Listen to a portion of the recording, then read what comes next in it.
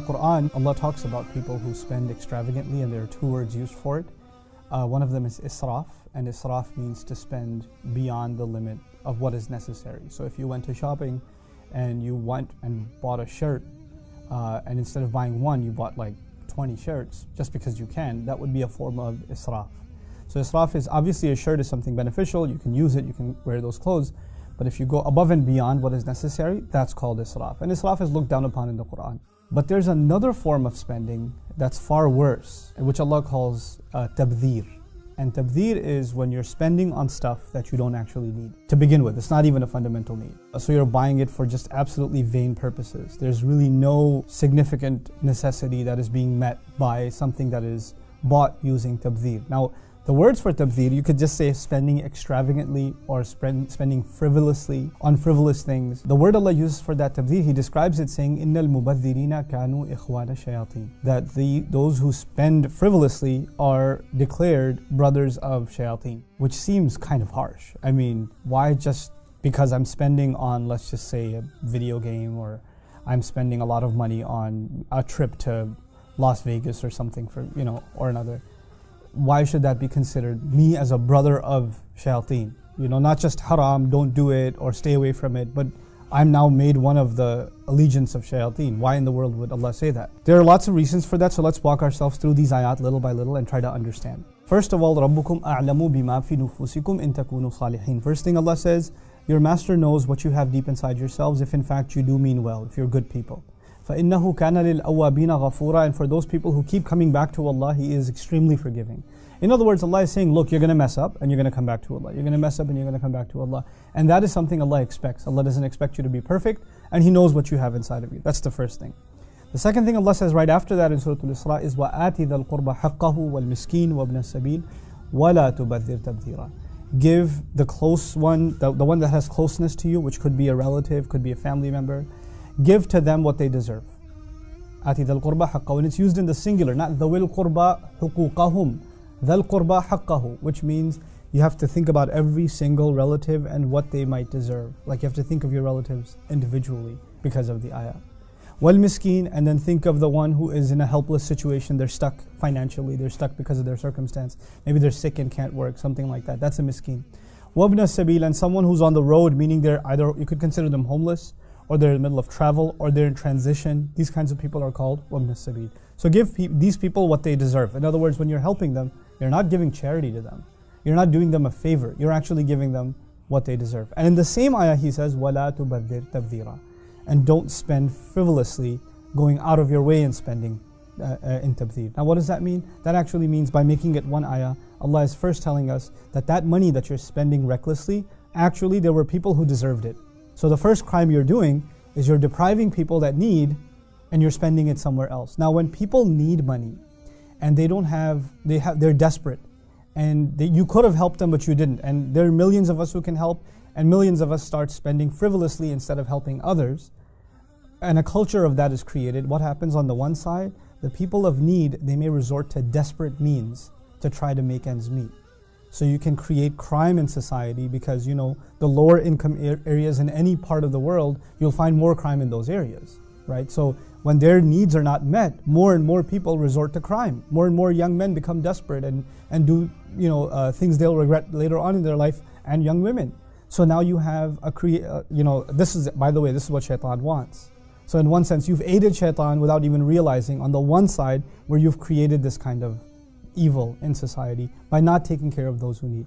But the other thing, just before I go on, is a balance. Allah says, وَلَا تُبَذِّرْ تَبْذِيرًا. Don't go out of your way to spend frivolously.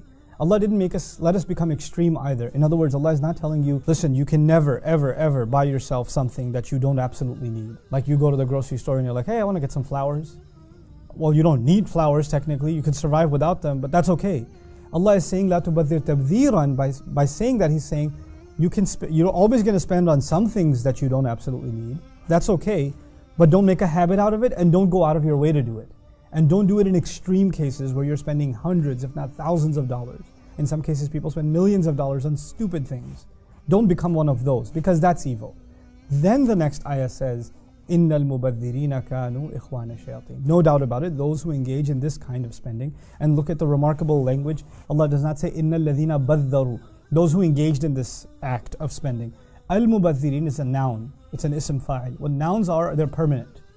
So people who are permanently in this state, they're always doing this kind of thing, they perpetually, spend in this way, they have been declared brothers of Shaytan. Now this is really interesting, because in marketing, you learn about consumer society and you actually profile different kinds of consumers. So for instance, if there are people who have millions of dollars to spend and they are kind of bored by just spending money on a car or just spending money on a big screen TV or whatever, now they want to, what else can we spend money on?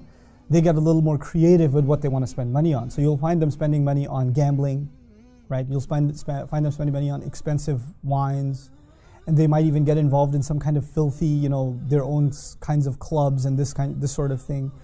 So they create an entire elite entertainment industry, right? That is catered to the needs of the very, very wealthy, because they have disposable income and they've got money to spend on booze, and they've got money to spend on gambling, and they've got money to spend on whatever, prostitution, all kinds of filth. That industry could not have existed if the wealthy were not spending money on it. And the money has to keep coming in constantly, right? They have to be mubadhirin. They cannot do this one time, because if the wealthy, which are a very small population of any society, do that kind of spending just one time, well, think of it from a business perspective. The person who's selling them these services, he can't survive if he has a customer that comes in once or twice.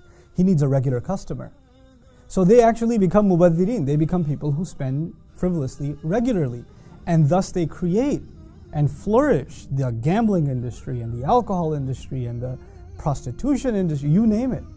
They create that entire environment, that entire scene, just by their frivolous spending. And this, we're talking about millionaires and billionaires, but this comes down a little less than that too. If there are young people that are watching, they're downloading some filthy video, movies or whatever online. They're like, oh, maybe I'm just harming myself, I'm not hurting anybody else. Well, actually, you're supporting an industry. They would not have made their money if you didn't download anything. So if and the tragedy of our times is a huge proportion of the filth downloaded online is from Muslim countries. So that's a reality.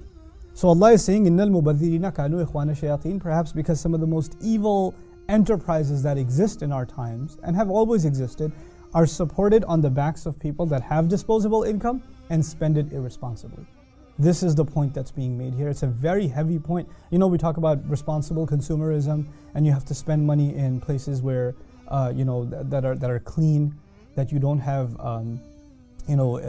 forced labor or child labor and things like that, or you go for organic food and things like that. Similarly, not just where this product was made, but what this product was made for. The thing you're buying, you have to look at, why are you buying this product? Why are you engaged in this consumerism? Is there nothing better you can spend it on? So this beautiful balance between two, this is what I want to conclude with. On the one hand, the balance of, look, sometimes you are going to spend beyond your need, and that's okay. But on the other hand, if you become mubadhirin, you're going to become brothers of the shayateen, because you are brothers in that you are giving them business and they are giving you entertainment. You become brothers and partners in a sense. You're supporting one another, and that's exactly what Shaytan wants. May Allah Azza wa Jal protect us from becoming brothers of shayateen, and may Allah not make us from those who are mubadhirin, nor from those who commit israf.